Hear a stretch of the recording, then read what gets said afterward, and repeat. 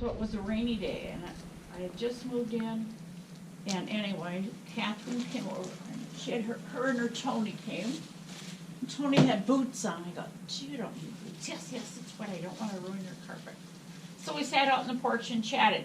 And then I said, well, I remember my mom coming to Royalton to have her car fixed. She had a 51 Ford, and Tony goes, oh yes, I remember that. And he knew them or my mom very well. I think that's the only place my mom ever brought her car in to get repaired.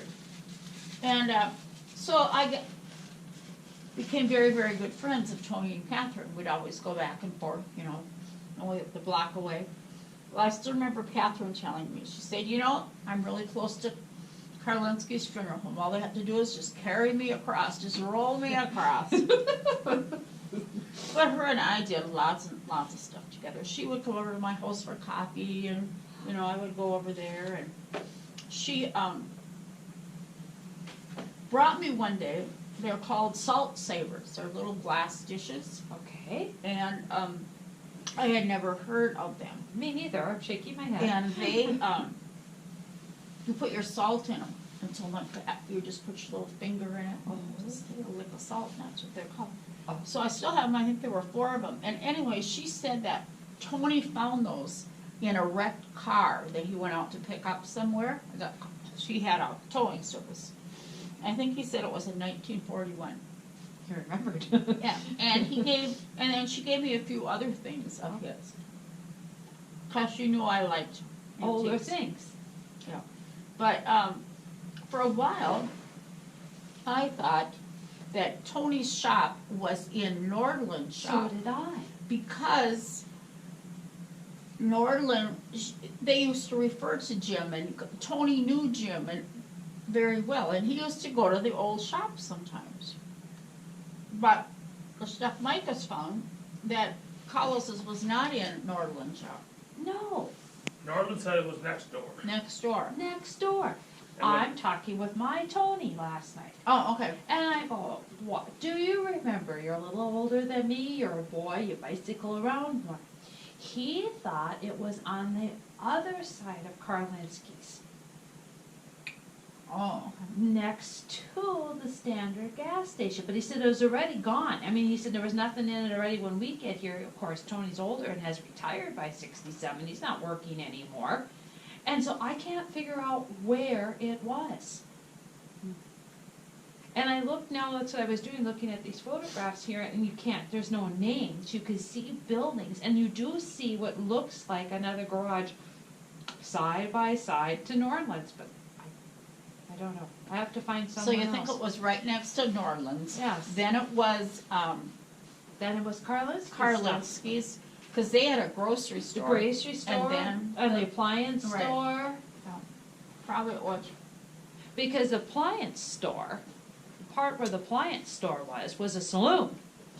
Oh, okay. And Mike and Julia Skrock ran it for years and lived upstairs. Do you Oh. remember the back part of it? Because it had a balcony porch on the back part of it. Can you see that in the alley? No, I don't remember that. Okay, because that's how often I went to the grocery store, because Karlinski's were gone by the time I come around. I forget who had it then. And I would come through the back door to get something for Mom. And then I remember the like a balcony thing up their porch. And steps, I never went up there or anything, but they lived up there for years. That's where Cletus and Gerald all were born and raised up there. Okay. And then the back of it was big enough that he had a small like dance hall in the back of it. They even kept the library back there. And then it says in their reading that Mike, when World War I gets done, the American Legion starts. Well, they had no place to meet, so they used the back of his banquet hall, as they called it, for their meeting room. That was the first American Legion we had. Okay. And then where are the ladies going to put their books for the library? They were going from one building to another building. And then Mike allows them to take a corner and put it in there. Oh, okay. And that goes on for several years. And then Mike's, it's got to get out, because who takes over then? Then it becomes something else, and Mike has, it goes away, and then eventually they'll build that building that we know of. But yeah, But it was all part, because next to it was the hotel. And the hotel gets torn down, but the restaurant bar part didn't. Even during when there's prohibition, he sold soft drinks. How he made a living doing that, I don't know. But he never gets raided, so he must have followed the rules. Yeah, Must have followed them. yeah, it's amazing. I was looking at something over there.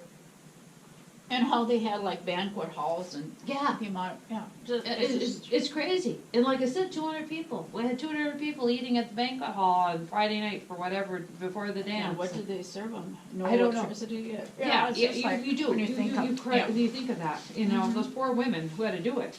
Yeah. Yeah. I mean, remember how working in that tiny little kitchen there was impassable, and you were only doing maybe 30 plates, but it was so tiny. Was very small because the kitchen at the old restaurant, as we called it, you know, was very big, which now is just the seating area Yeah, at 10 spots. yeah, it's where the stage is now. There used to be the kitchen, but yeah.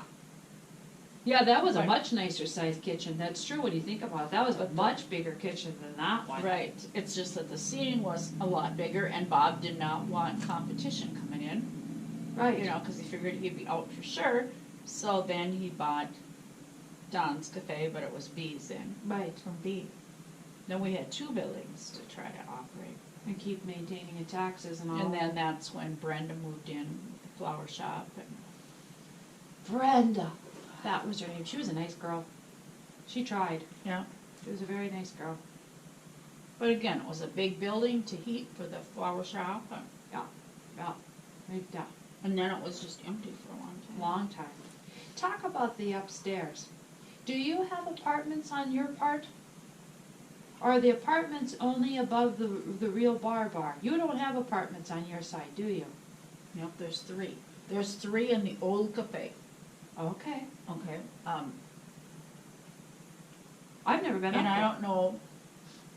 Wait, no, I gotta think. Because on Mills on 10, they had 1 apartment. Okay, And the that was- old Mills on 10. Uh-huh. That was 1, and that's where Mel and Sue lived. So that whole building is just one apartment. But That's why I'm always confused. no, and then where that was, you know, the original Mills on 10, there was only 1 apartment. And then we had 3 apartments on the old Dub's Diner. Oh, really? It And seems like the- such a small building. Yeah, Okay. no, one was more like an efficiency apartment. Okay. Yeah, because Slip Morozo lived up there, and I was only in his place once. Okay. That was 1 too many. But and then there was where Bob lived originally was on the east end, and that was a very small apartment. Okay. And then he moved to the one on the other end. Okay, see, I've never been up there, so I Yeah. had no idea. So now, does each apartment have its own bathroom? Yep.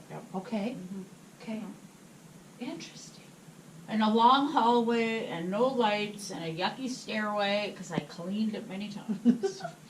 And then Don's Cafe, that was just all one. Yep, that was one. That was all just one And long one. He completely redid the apartment, and this Bill, and I don't know what her name was, that lived up there. Uh-huh. And we never saw them, you know, nothing, Oh, until they gave their notice. oh. And then they told us that the laundry room had been leaking for a long time. So Leroy went up there, and we had Leroy fix it. And here the whole ceiling had caved in. Oh, Why didn't you tell us? no. And so then after they moved out, then Mel and Jeanette Sandquist lived up there. Okay. Oh, I forgot about that.